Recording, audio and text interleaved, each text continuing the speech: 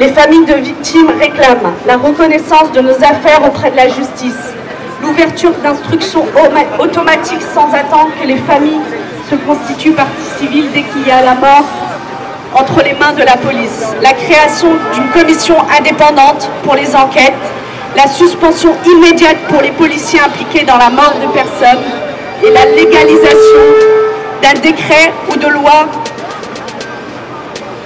de la vidéo citoyenne sans avoir à craindre d'être frappé par les policiers ou la confiscation des téléphones portables. Car le contrôle aux faciès, c'est le départ de l'impunité policière, c'est le départ de la violence. Car c'est ce qui met en colère des dizaines, des centaines de milliers de gens. Un policier qui a menti ne peut plus faire partie de la police. Un policier qui a tué ne peut plus faire partie de la police non plus. On est d'accord? Effectivement, on parle de coups de matraque, de balles de flashball, etc. Mais ne pas oublier qu'il y a 15 morts par an sous les coups de la police, sous les tirs de la police. Et tous ces crimes ne sont ni jugés, ni punis, ni rien du tout. Donc on ne minimise pas les coups de matraque et les coups de flashball, mais les médias qui passent leur temps à parler des États-Unis et des violences et des crimes qui sont perpétrés, en France c'est 15 morts par an, sauf qu'on ne vous en parle pas. Le MIP, c'était un mouvement d'auto-organisation dans nos quartiers populaires. Au-delà des violences policières, on parlait d'auto-organisation. C'est comment s'organiser dans notre quartier de manière autonome, sans que personne puisse venir parler à notre place de nos propres problèmes. Parce que c'est ça en fait l'enjeu aujourd'hui politique, il est là. C'est comment on fait pour que les quartiers populaires apparaissent au grand jour. Le contrôle aux faciès, les violences policières et les crimes policiers racistes, c'est une dimension de la lutte contre le racisme. Ça ne constitue pas l'entièreté de la question de cette lutte-là, mais c'est une dimension. On a pour habitude de nous opposer dans les débats avec la police. Pour nous, c'est complètement nul et non avenu. Parce que le responsable, ce n'est pas la police qui est qu'un exécutant. Chaque personne qui est à l'intérieur de costume de policier a mis son cerveau sur off au moment où il est en service. C'est-à-dire il ne fait que exécuter les lois que lui ordonne l'État. Donc notre ennemi principal, c'est bien l'État et le gouvernement qui le représentent. Le racisme n'est pas quelque chose en soi qui est tombé du ciel et qui est inhérent aux personnes de manière individuelle, mais bien un système, parce que ce système-là se représente dans les discours des personnalités politiques, comme on le voit à la télé. Donc quand vous avez une Nadine Morano ou même Rossignol, vous voyez que finalement tout cela est assez cohérent dans un certain système qui vise justement à hiérarchiser effectivement les populations entre elles et qui vise à dire aux gens de manière globale où peut être leur problème, à savoir que le problème c'est peut-être pas forcément le chômage, que c'est pas forcément l'économie, c'est pas forcément le système économique dans lequel on vit, mais bien les populations des quartiers populaires, essentiellement les Noirs et les Arabes. Il ne faut jamais confondre les causes et les conséquences.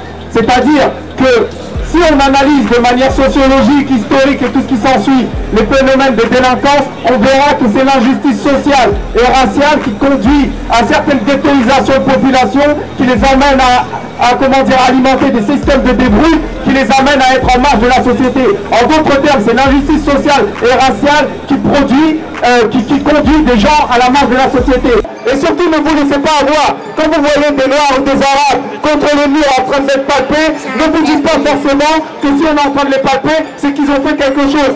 Filmez d'abord et on verra après. Parce que c'est ça qui nous a à chaque fois, on se fie aux apparences et c'est comme ça que certains portent la présomption de culpabilité pendant que d'autres portent la présomption d'innocence. Mais avant tout, je voudrais parler un petit peu de pourquoi porter plainte. Parce qu'en fin de compte, qu'est-ce qu'on peut se dire? Que on est tous un peu coutumiers au contrôle d'identité. Un plus, un moins, c'est pas grave, vous laissez passer. Et puis de toute façon, on n'est pas des victimes. Être victime, c'est laisser passer justement. C'est le fait de ne pas aller porter plainte. C'est là que vous êtes victime. Mais dire, ouais, moi je suis un gars de quartier, je ne porte pas plainte, ça se fait pas, et puis tant pis. Ou alors, faites mieux, vous vous défendez, on vous connaît un outrage et rébellion, vous finissez en procès, voire condamné. Ça ne sert pas. Donc dans ce cas-là, il vaut mieux porter plainte dans un état de droit. En tout cas, c'est ce qu'on a essayé de faire nous. Ce qu'on veut faire valoir, ce qu'on veut faire comprendre, c'est que la mise en place du reçu du contrôle d'identité, c'est favorable pour le citoyen et c'est favorable aujourd'hui pour la police aussi. Puisque, qui peut dire combien de contrôles il y a dans une journée? Personne, y compris le ministère de l'Intérieur. Il n'est pas en mesure de dire combien de personnes ont été contrôlées, combien de personnes ont été arrêtées, combien de personnes ont été jugées, on sait, combien de personnes ont été condamnées.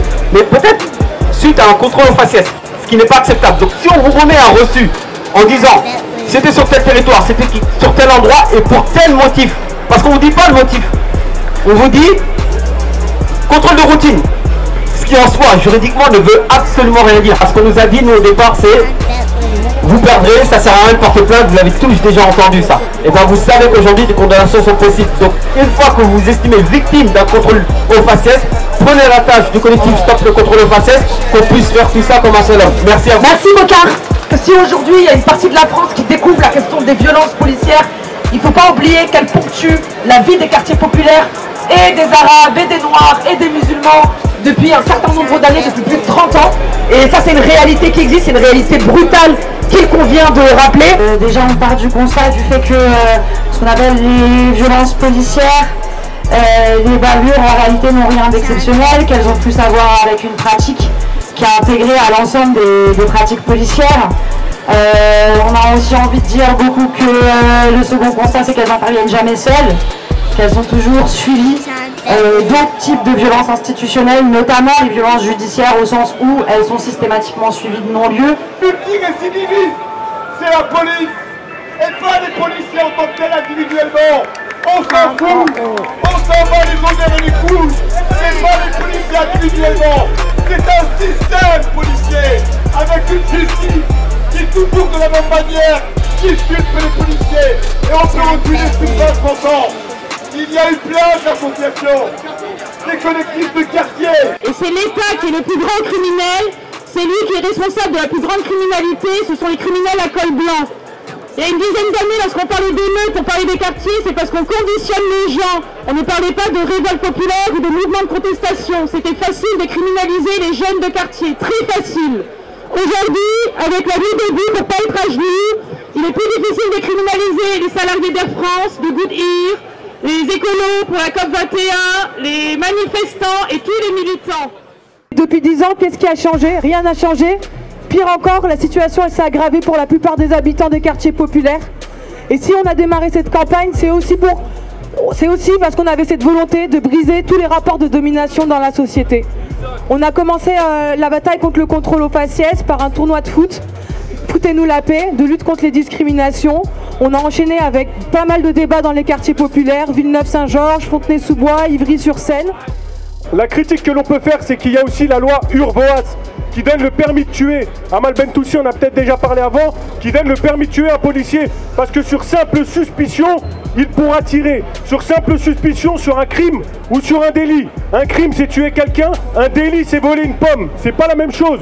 C'est cambrioler une maison, etc., etc. La police pourra faire usage de son arme à feu. Et il est même demandé que les personnes qui seront tuées dans le futur, que la famille ne puisse pas porter plainte contre l'État et contre la police. Et c'est contre ça aujourd'hui qu'on s'oppose et qu'on se soulève et qu'on se lève. Ma parole aujourd'hui, elle a une seule intention, c'est de vous convaincre que tout ce qui se passe dans cette société vous concerne.